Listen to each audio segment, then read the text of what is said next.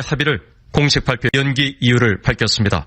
성명은 이번 결정에 대해 선수 등 올림픽과 국제사회에 관련된 모든 사람의 건강을 보호하기 위한 조치라고 설명했습니다. 일본 보건당국에 따르면 일본 내 신종 코로나 바이러스 감염증 확진자는 24일 현재 1,140명, 사망자는 42명입니다. 앞서 미국과 캐나다 등 여러 나라 올림픽, 패럴림픽 위원회는 선수들의 안전과 건강을 이유로 올림픽 연기를 촉구했었습니다. IOC와 일본은 올림픽이 내년으로 연기돼도 명칭은 그대로 도쿄 2020을 사용키로 했습니다. 올림픽이 연기된 건 1896년 근대 올림픽이 시작된 후 124년 만에 처음입니다. 앞서 1, 2차 세계대전으로 1916년과 1940년, 1944년 등 하계올림픽이 3번 취소됐고 동계올림픽도 1940년과 44년에 각각 열리지 못했습니다.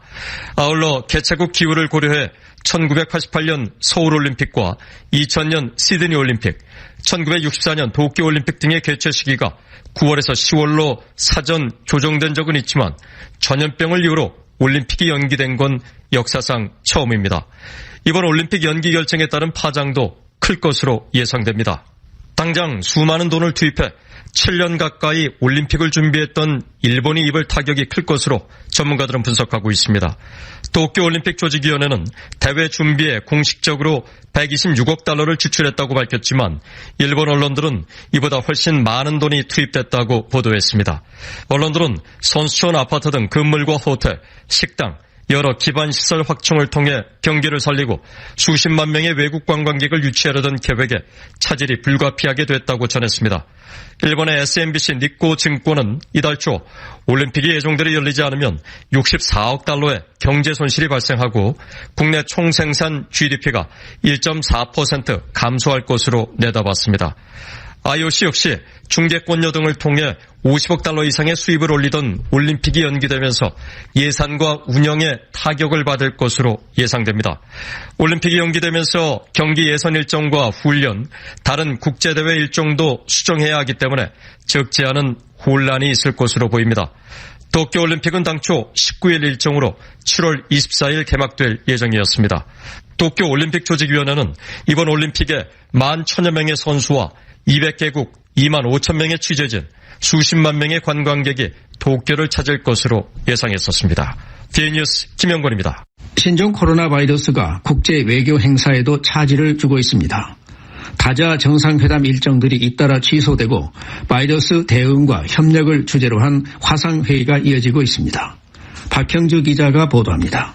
세계 주요 20개국 G20 정상들이 26일 특별 화상회의를 열고 신종 코로나 바이러스 대응 방안을 논의할 것으로 알려졌습니다. 올해 G20 정상회의는 오는 11월 사우디아라비아에서 열릴 예정이었지만 코로나 사태가 전 세계 보건 경제 현안으로 떠오르면서 국제 공조가 긴박해진 상황을 반영한 겁니다. 한국의 문재인 대통령이 지난 15일 공개 제안한 데 이어 영국의 보리스 존슨 총리, 스페인의 페드로 산체스 총리 등도 사우디 측에 긴급 회의를 제안하면서 애초 일정을 앞당겨서 열리게 된 것으로 전해졌습니다. 최대 현안은 코로나 바이러스 대응과 그로 인한 전 세계 금융 경제 불안정 상황에 대한 국제적 공조 방안을 논의하는 겁니다. 앞서 G20 재무장관과 중앙은행장들은 23일 정상회의 의제 등을 논의하기 위해 역시 화상회의를 진행했습니다. 코로나 바이러스가 정상 간 외교 형식에도 7개국 G7 정상회의를 지난주 전격 취소했습니다. 대신 트럼프 대통령은 화상으로 관련 정상들과 통화를 한 데 이어 오는 4월과 5월에도 추가로 화상회의를 하기로 했습니다. 백악관은 각국이 코로나에 따른 보건 경제 문제 대응에 자원을 집중하는 것이 낫다는 판단에 따라 각국에 이런 결정을 통보했다고 설명했습니다. 이달 말 중국 베이징에서 열릴 예정이던 중국과 유럽연합 정상급 회의도 코로나 사태로 취소된 것으로 알려졌습니다. 오는 11월 말레이시아에서 열릴 예정이던 아시아 태평양 경제협의체 APEC 정상회의 역시 아직 8개월이나 남았지만 연기 여부가 논의되고 있는 것으로 알려졌습니다. 각 정상의 개별적인 해외 방문도 취소되거나 불투명한 상황입니다. 특히 한반도 정세 관련 주요 외교 일정으로 주목받았던 시진핑 중국 국가주석의 일본 국빈 방문은 이미 연기됐고 상반기 목표로 추진 중이던 시 주석의 한국 방문도 불투명해졌습니다. 블룸버그 통신은 이렇게 정상외교 일정이 차질을 빚고 있는 것과 관련해 국가 지도자급의 만남은 최소 수십 명의 수행원이 동행해야 하기 때문에 집단 감염 우려를 고려하고 있는 것이라고 보도했습니다. 실례로 도널드 트럼프 대통령은 지난 7일 플로리다 마라라고 리조트에서 브라질 대통령과 정상회담을 했는데 브라질 측 당국자가 코로나 양성 판정을 받은 것으로 뒤늦게 확인된 바 있습니다. 미국 외교관 출신인 로버트 말레이 국제위기그룹 대표는 24일 VOA에 코로나 사태가 진정되기 전까지 대부분 정치 지도자들은 이번 사태가 미칠 국내 정치적 여파를 최우선 순위로 고려할 것이라며 각국 정상들이 외교에 시간을 들이는 것이 쉽지 않을 것이라고 말했습니다. VOA 뉴스 박형주입니다. 미 국방부가 차세대 전략무기체계 전력화 일환으로 개발을 추진 중인 극초음속 활공체의 시험에 성공했다고 밝혔습니다. 대륙간 탄도미사일보다 속도가 압도적으로 빠른 것이 특징인데 전문가들은 북한 역시 기술 확보 가능성이 있다고 지적합니다. 김동현 기자가 취재했습니다. 미 국방부는 지난 20일 긴급 보도자료를 내고 공통 극초음속 활공체 CHGB의 비행 실험에 성공했다고 발표했습니다. 이번 실험은 미 육군과 해군이 19일 밤 하와이 카우아이의 태평양 미사일 시설에서 공동으로 실시했습니다. 미사일 방어청도 비행 과정을 함께 측정하면서 관련 자료를 수집했다며 향후 적성 국가의 극초음속 무기에 대항하기 위한 다층 방어 능력 개발을 지속적으로 추진할 것이라고 발표했습니다. 극초음속 무기는 소리가 전파되는 빠르기에 최소 5배 이상 속도를 낼 수 있으며 기동이 자유롭고 다양한 각도에서 쏠 수 있어 먼 거리의 표적물을 단 몇 분 만에 타격할 수 있는 점이 가장 큰 특징입니다. 국방부는 이번 실험을 극초음속 전쟁 수행 능력을 올해 초반까지 실전 배치하기 위한 기념비적 사건이라고 평가했습니다.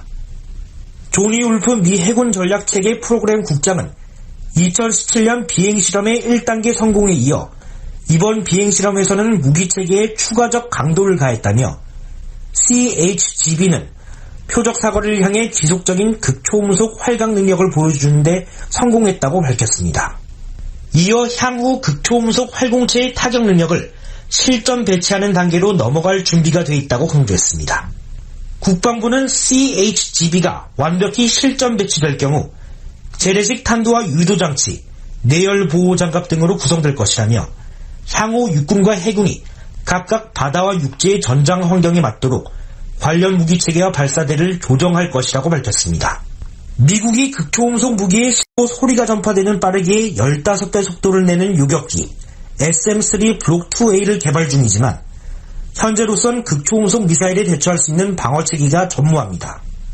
미국 정부는 북한의 극초음속 무기의 잠재적 보유 가능성에 대해서도 공개적으로 우려해왔습니다. 지난해 4월 상원 군사위 청문회 증인으로 출석한 세뮤얼 그리비스 당시 미사일 방어 청장은 북한의 극초음속 무기 개발 역량을 묻는 질의에 잠재적 가능성에 대해 우려하고 있다고 답했습니다.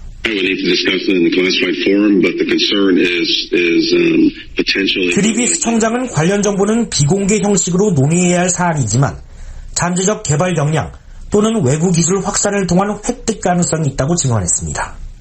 또 핵탄두 탑재 극초음속 미사일을 평양에서 쏠 경우 부착하는 추진체 종류에 따라 충분히 미본토까지 도달할 수 있다고 덧붙였습니다. 전문가들은 북한의 자체 개발보다는 기술 이전을 통한 확산 가능성에 무게를 두고 있습니다. 독일의 미사일 전문가인 마커스 실러 박사는 24일 VOA에 최근 북한이 선보인 KN-23의 경우도 러시아의 이스칸데르와 동일한 성능을 보이고 있다며 외부 도움의 연결고리는 이미 존재하고 있는 것으로 보는 견해가 많다고 밝혔습니다. Some people also assume that the KN-23 is nothing different than an Iskander. That there already were some links between these. 이미 활용하고 있는 러시아와 북한 간 연결고리를 통한 극초음속 무기 기술의 확산 가능성도 배제할 수 없다는 설명입니다. 이언 윌리엄스 전략국제문제연구소 CSIS 미사일 방어 프로젝트 부부장도 북한의 극초음속 무기 확보가 현실화될 경우 이 같은 외부 연결고리를 활용했다고 추론하는 것 외에는 합리적 설명이 어렵다고 밝혔습니다. We're going to see it anytime soon. It's going to have to be with the assistance. 다만 윌리엄스 부국장은 극초음속 무기는 러시아와 중국 입장에서도 가장 최신의 기술에 해당하기 때문에 당국 차원에서 기술을 넘겨줄 경우 그 의도에 대해서 따져봐야 한다고 지적했습니다.